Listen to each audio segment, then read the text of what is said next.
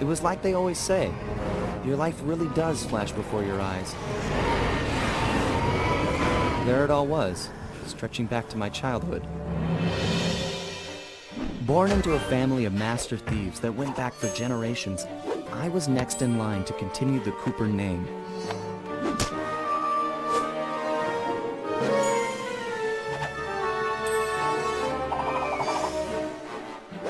But fate had different plans. I was robbed of my childhood when a ruthless gang attacked our home.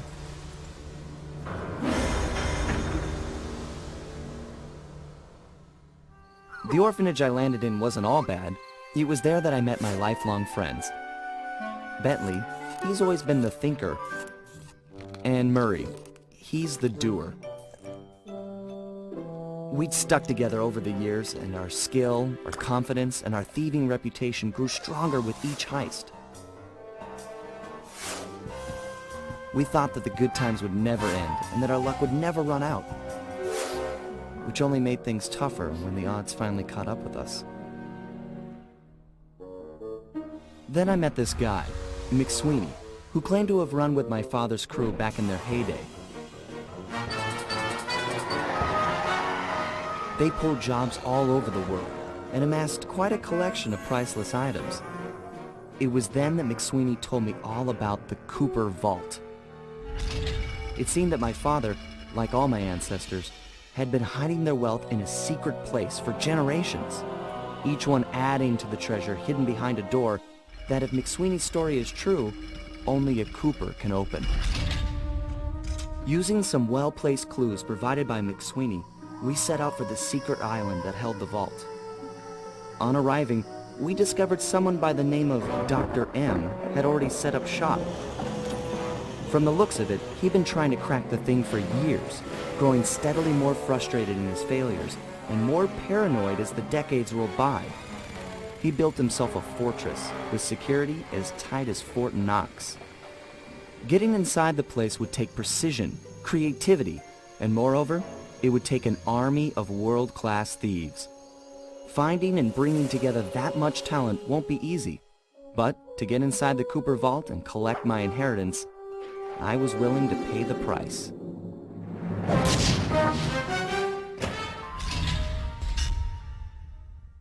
Getting inside a world-class vault would take a team of world-class thieves, a group of specialists, each member contributing their own particular talent.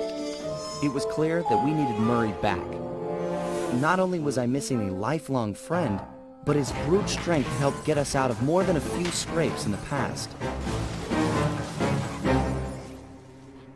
When Bentley was injured during the whole Clockwork affair, Murray blamed himself, eventually leaving the team. We tried to console him, but going out on his own was something he needed to do.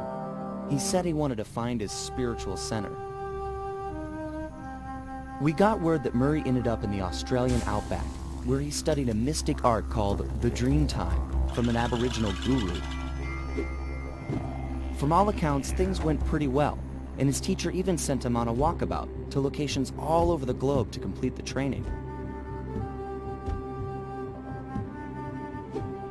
Latest reports have cited Murray in beautiful Venice, Italy, but what he's doing there is a mystery. I just hope he steers clear of the local mob boss, Octavio.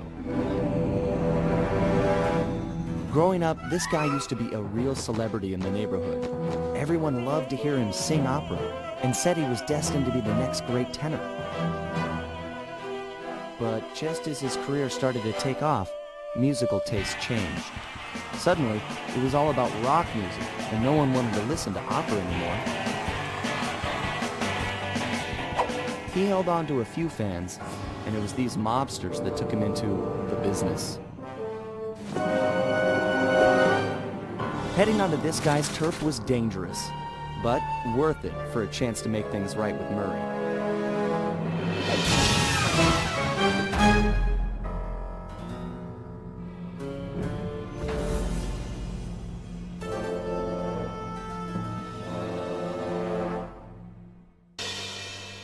With the fight over, we went back and scraped Bentley off the pavement.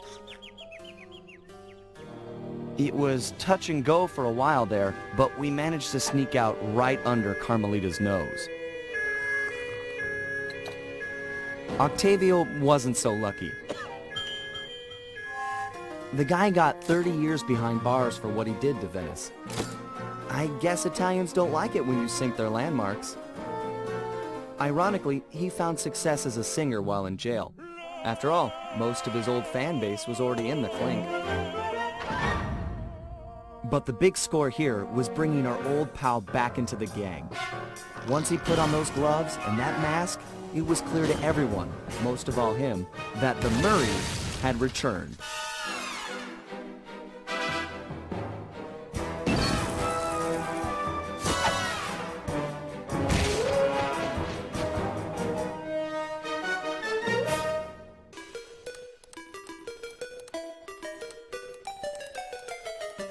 At first, it seemed just like old times. The gang was back in action. But little by little, we learned that Murray's heart just wasn't in it. Without the guru's permission to give up on his Dreamtime training, he'd never really feel comfortable returning to the gang. We knew we needed to help him out.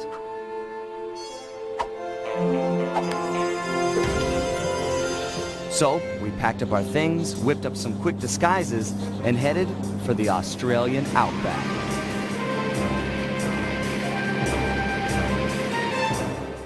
Along the way, Murray told us story after story about his teacher's amazing abilities.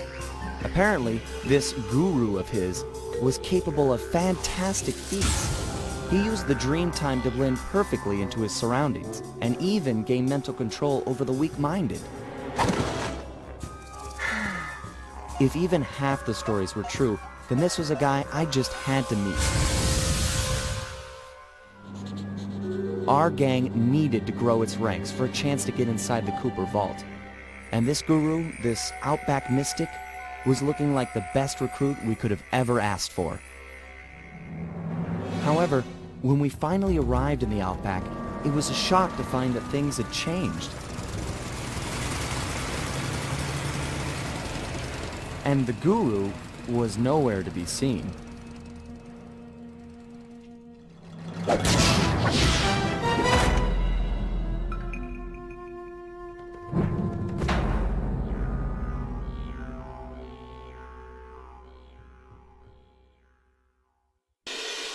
Carmelita just lay there, unconscious, helpless on the desert floor. Being gentlemen, we kept watch over her throughout the night. Her camera proved to be a real source of entertainment as we took turns posing. Didn't want her to go home empty-handed.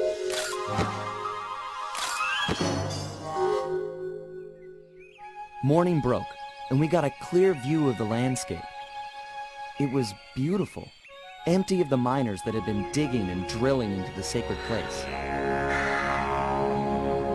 The moment was broken as Carmelita began to stir, and we prepared for another quick exit.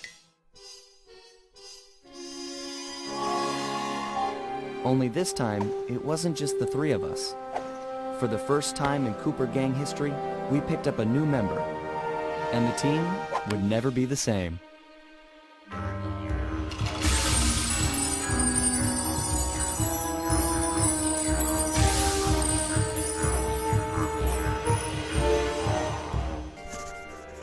Bentley was obsessed.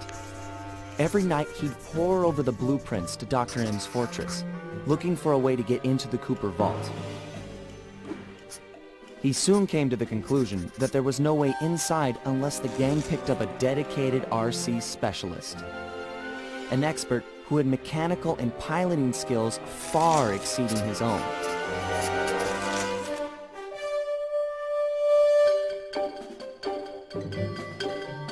After weeks of searching techie chat rooms, he finally found someone who could keep up with him intellectually.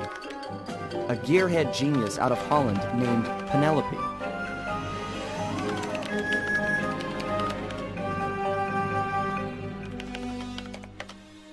She politely declined our invitation to join the team, saying she only works for the best. Apparently, her idea of the best was her boss, the Black Baron, a big-time dogfighting champ up there in Holland.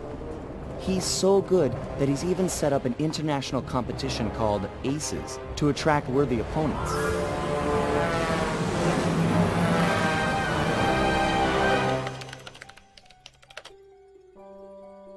A few days later, she sent us a counteroffer. If our gang could manage to beat the Black Baron at his own game, then she'd know we weren't just a pack of jokers, and therefore, worth her time.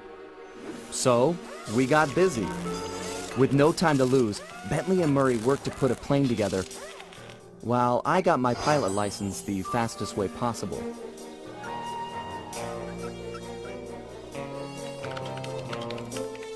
We'd proved to this Penelope that the Cooper gang was up for the challenge, even if we were making it all up as we went along.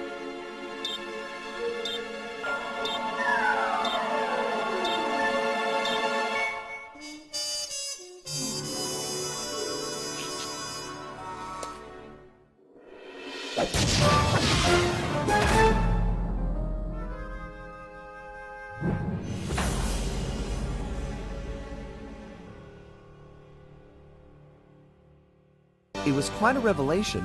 Penelope and the Black Baron were one and the same. But before we could even process this turn of events, we were rushed to the winner's circle. Somehow, against all odds, we become this year's champions. There was a bit of an awkward moment between Bentley and Penelope. I guess the photos they'd sent each other over the internet were a bit exaggerated.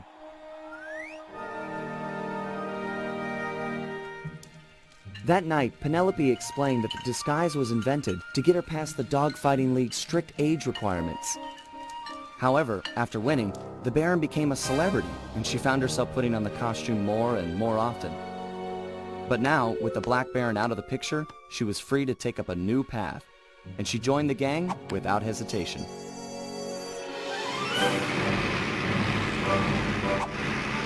The next day, our newest recruit treated us to a week-long aerial tour of Holland. She was fitting in just fine.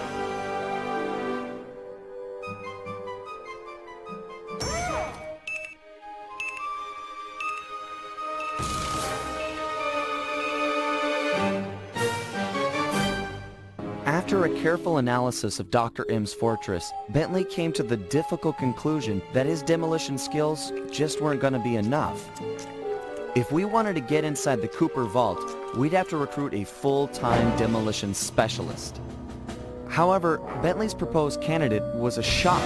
My old enemy, the Panda King.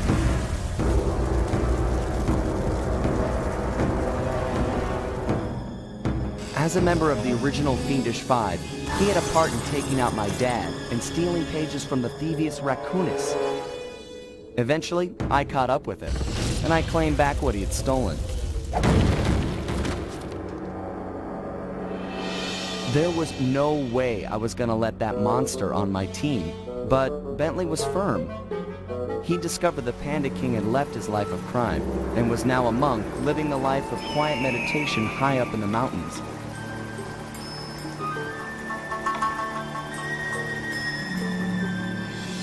I wasn't at all convinced, but there was no denying that he had the skills we needed if we were to succeed.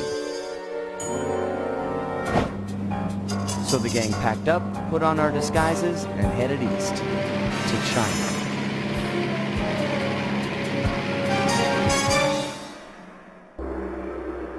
The Panda King wasn't any more excited about the notion of him joining the gang than I was. If it weren't for the guru, who for some reason really hit it off with the old guy, the whole deal would have been a bust. We could see the anger in the Panda King's eyes as he recounted how he lost a member of his own family. A daughter who was abducted by a powerful general from the northern mountains.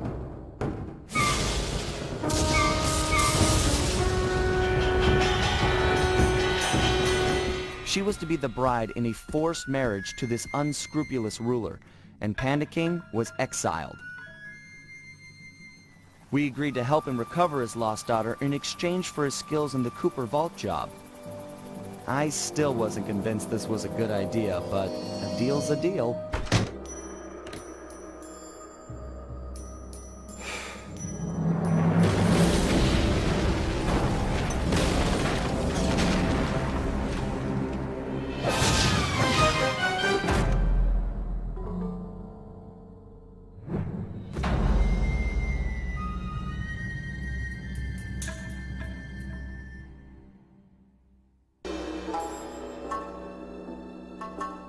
General Tsao had his wedding right on schedule.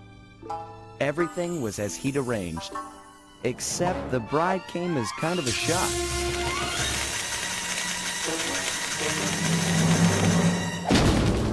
Carmelita was a little disappointed it wasn't me she busted at the altar, although I doubt she minded taking Tsao into custody. He did, after all, plague the streets with the undead. From what I hear, the locals were happy to see him go. We dropped off Jing King with her aunt. The Panda King insisted that she'd be safe there and that he needed to pay off his debt to the gang. I was still wary, but there was no denying that his skills would come in handy. Needless to say, we lived it up in the back streets of Shanghai. What kind of gang of thieves would we be if we passed up on recreation like that?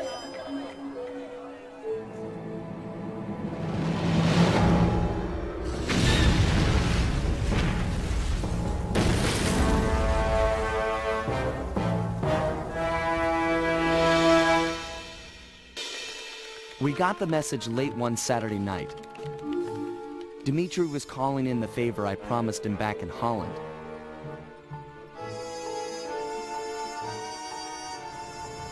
He'd gone ahead and booked the whole team passage under assumed identities to none other than Blood Bath Bay.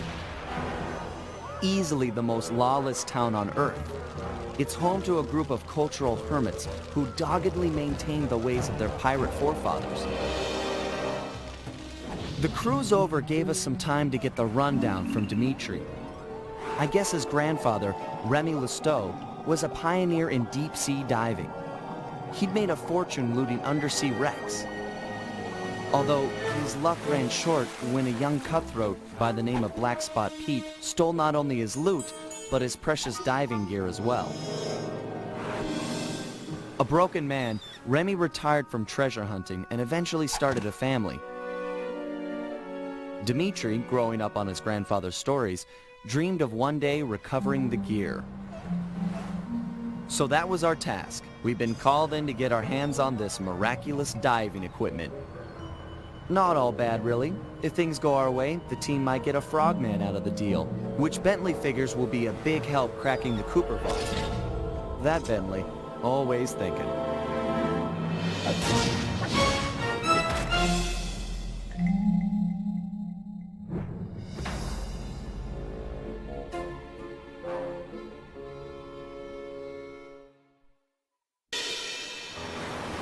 Lafouille was beat, outsmarted by our own resident genius, who'd done more than just rescue a team member. He'd won himself a girlfriend. It was nice to hear him talk. They'd have these conversations the rest of us couldn't even follow. Far as I could tell, they were made for each other. Dmitri was in love too. The new diving gear had gone to his head. We were informed that he'd be our frogman for the Cooper vault job. Not that any of us had even asked him. For the first time in memory, Carmelita didn't show up and cart everyone to jail. Oh well, I'll send her a postcard. You know, I'd hate to have her feel left out.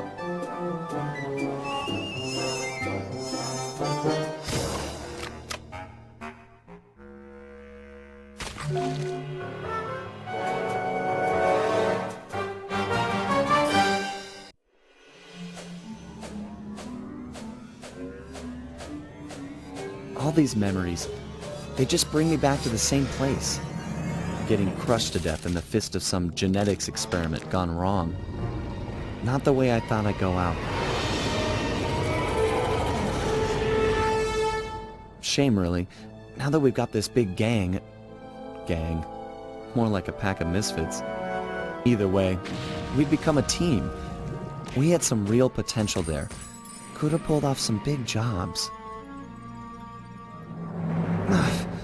We were so close. The door to the Cooper vault was opening. But that Dr. M, if there's any justice, he'll get his. I just wish I had seen what was in there. A stockpile of my family's accomplishments. Would I have measured up? What would I contribute? Would my father have been proud of me or ashamed? Funny, but here I am at the end, and suddenly all I can think about is what a coward I've been towards Carmelita. I never took the next step. Looking at Bentley and Penelope, it's clear what life is about. If Carmelita was here, I'd tell her straight out how I feel, and quit playing around. Put our professional differences aside and see if we can make it work. But that'll never happen now. I can't take this crushing. Just let the pain stop.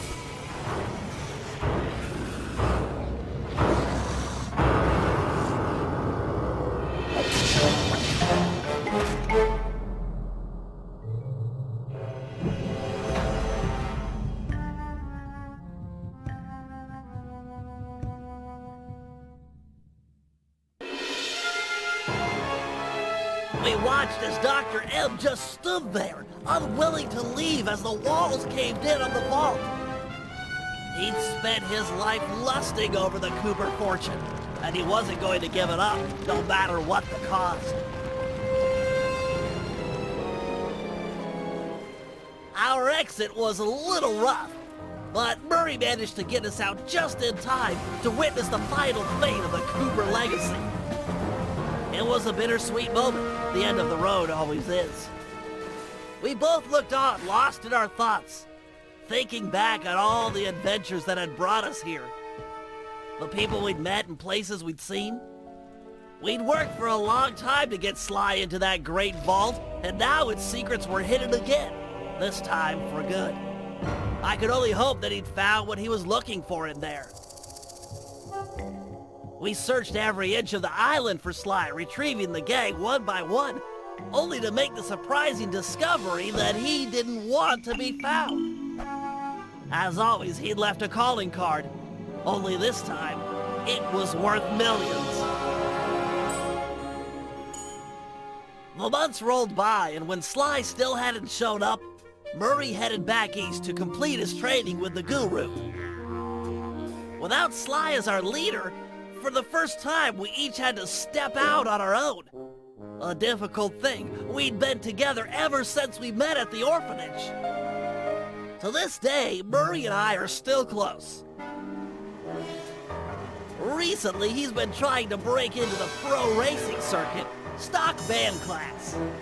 Things are looking good. He's got a unique talent for living through crashes other people would have found fatal. Just always bounces clear. And of course there's Penelope, my new partner in crime. Let me tell you, I'm in love. She and I have set out on a journey that I never would have dreamed of while running with Sly and Murray, although I hope our paths will cross again soon.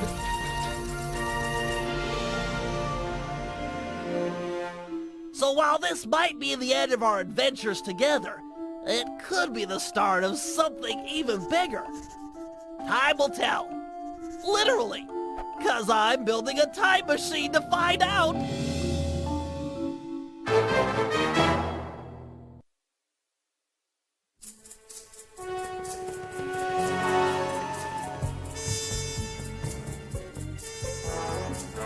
Dimitri went on to become a celebrity skin diver. The ladies flocked to him, and so did the money.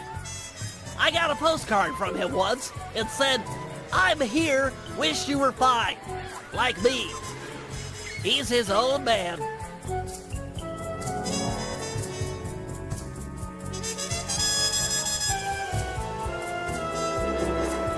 The Panda King returned to China and lived a happy life living 2 doors down from his beloved daughter.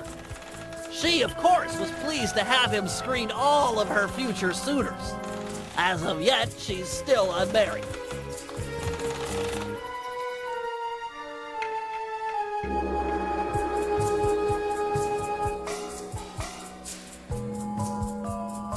The guru returned to the Outback and took on some new Dreamtime students.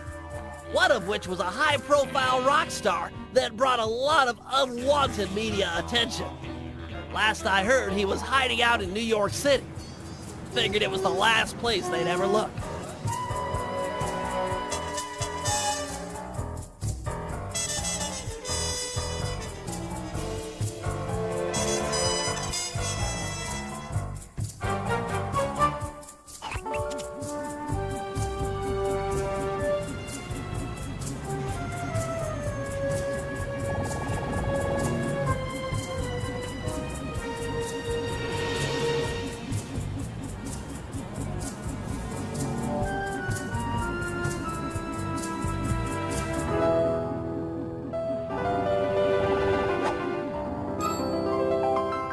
Sneaky devil.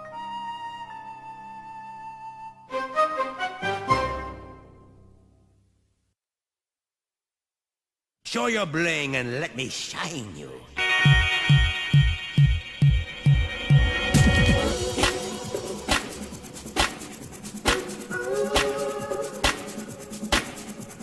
Smooth. Look, see the money. You like the money, the money, the money.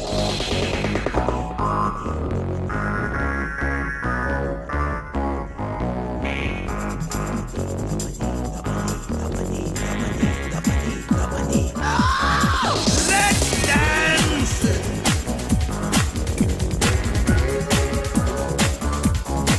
Let's dance! Yeah, yeah, yeah! Let's dance!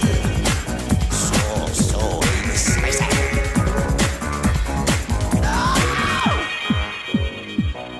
Dimitri on the mic with a shout out to all my nightclub samurai.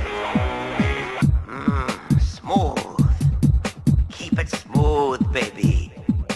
Walk tall, stand tall, feel funky. Juice? Who's got the juice? Smooth. Dig the kinetic. Kinetic aesthetic. Yeah, yeah, yeah. Got to keep it smooth. Greasy sweet. Got to keep it smooth. Feel funky.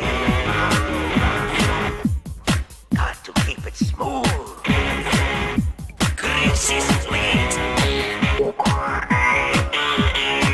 Freak out.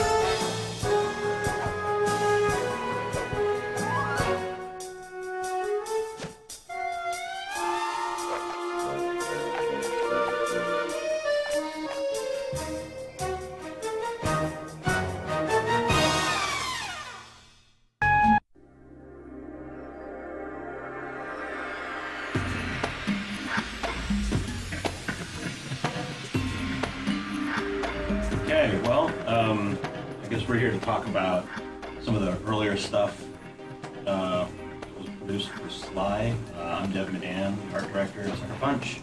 I'm Nate Fox, I'm one of the game designers. And what we're looking at here is a level that was produced but never made it into the game. Well, it made it into the game spiritually. Yes, spiritually. I mean, you can tell it's like a big, impressive kind of Riviera feel, high class, very Sly Cooper style. Yeah, just figuring out the evolution of the gameplay between Sly 1 and Sly 2. This was what, 6 months we worked on this? 8 months? Yeah, a shamefully long amount of time, and it didn't even make it into the game. Yeah.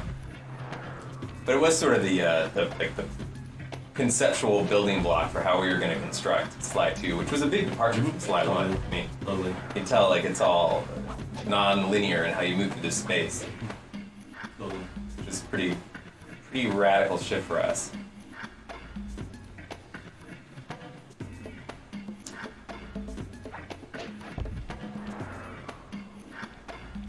I remember in this level, we were going to have Bentley steal a giant yacht and smash it through all of these docks and eventually bash it into that large building, which was a casino, so that the Cooper gang could pull off a pretty sweet heist. Those are the smartest guards ever. I know. But at least they stand at attention, you know. Sly attacks them and they're there, they're very present emotionally. I love this cop boat because it features the fine Sucker Punch tradition of writing poor French on things. 10 months. So we're now back at Sly 1. JT, do you read me? Yeah, Bentley, I hear you. I've just identified a potential problem. See that filthy game I over love, there? you know, we kept the same Bentley from the very first just kind of voice experiment. Okay. But that's It'll be a Sly. good chance for me Oh to my bust out gosh. my new climb move. Climb move. Oh, man. Ropes and pipes. If you ever wanted Like to that punch ladder the over character there? in the face more. That would be it. Yeah, that's Bentley's a what pretty I'm interesting saying. guy, the voice of Bentley. He's a friend of the fellow in the office. He worked in a record store down the street from me. Yeah. Jump and hit the circle to It'd be nice to go in and get a recommendation on an album. And he ended up being the voice of Bentley. Yeah. Well, it'll give you record recommendations in the Bentley voice. I think you want the one 2 shelves down. Yeah, how many times? Oh, look at the dancing cash. Yeah. Nothing says video game good times like Dancing cash. dancing inanimate. Well, I guess it is animate if it's dancing. But, Oh man, even this music I remember. I can't listen to this CD anymore. so this is the same level we're just looking at, just in a obviously much more primitive form. Look at the animations. Oh yeah. Sly looks like he's got a problem. Yeah. What's his Wow. deal? If you saw somebody in real life running like that, what would you assume would happen to them?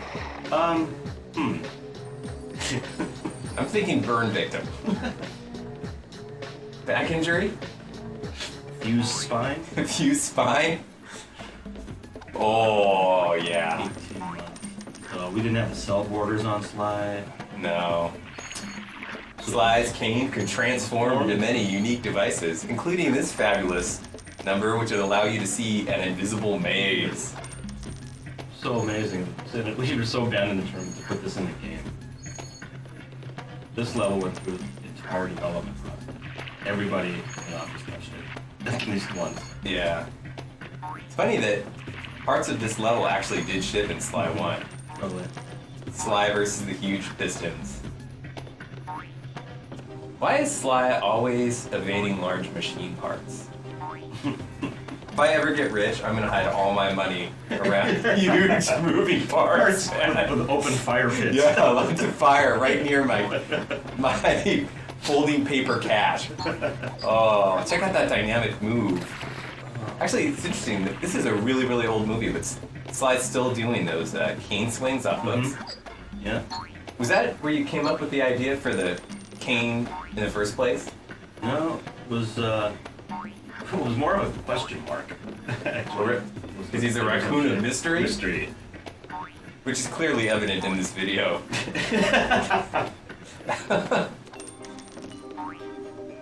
Who is that masked character swinging on the Well, one glowy? thing that I kind of wish that we didn't get rid of was the original idea was that Sly's eyes, you should always be able to see them, even in the dark. So, like, you'll see here, when he turns around, if he ever turns around again, but how his eyes pop out. Yeah.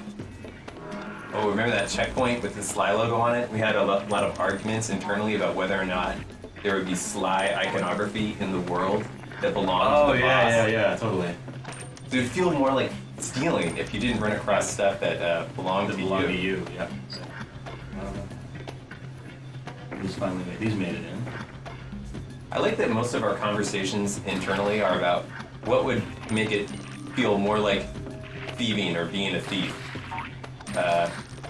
At this point, I think we're pretty aware of what it takes to be a thief, and if we lose our jobs, we got another line of work. yeah, we've got it. Our second career is all lined up. Oh, the freeze Oh fish. yeah. Oh yeah.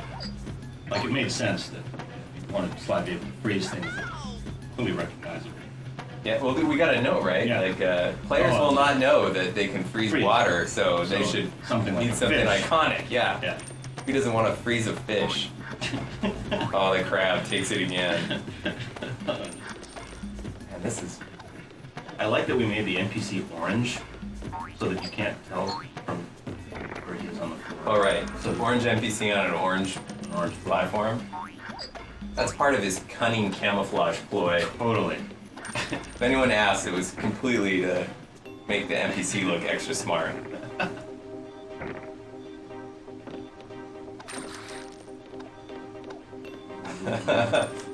Money popping up out of holes. So interesting seeing the character without his cell phone. I really like that old thing where the money would fly like Fly, butterflies into your pack. Yeah. It's pretty, sort of True. surreal. Yeah. But it's, The wording. yeah. Didn't we have problems using green money because it wouldn't localize Localization into issues, yeah. different countries? And Which really illustrates a problem globally that we have different colored money. The video game industry would really benefit from one colored. Oh, the underwater approach. yeah. You'll notice that's the same fish that was the freeze fish. You just kept reusing it. Oh yeah, you can change the wings on the underwater vehicle to go through different openings in the cave. Actually, if I remember correctly, Raleigh's level was supposed to entirely be underwater.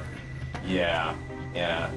That was gonna be our first level of the game, Yeah. underwater, because it was gonna be easier to do it that way. Oh man. Oh, very intense. This is amazing. This old Sly, it's good. Was this PC? Was this on PC? I don't know. You know, frankly, like I've blocked this Sly out of my memory. As far as I'm concerned, the Sly we know today kind of sprang up fully formed. He's like got boxing gloves on and big clown shoes. Clown feet. Oh, but check it out. He's a dynamo in action. Wow, what's that up ahead? Stairs. Oh yeah. Video games are all about like fantasy fulfillment, and here we're fulfilling the fantasy of ascending a blue staircase. But watch out, kids! There's lava up ahead.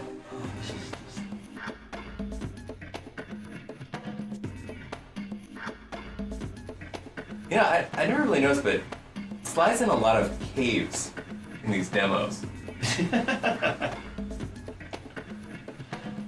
All those stretch textures and careful Sly. Yeah.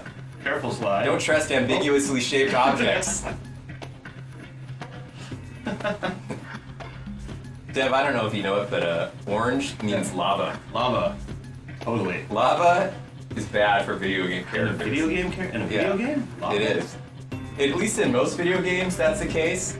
However, in our game, we decided that it didn't hurt Sly at all.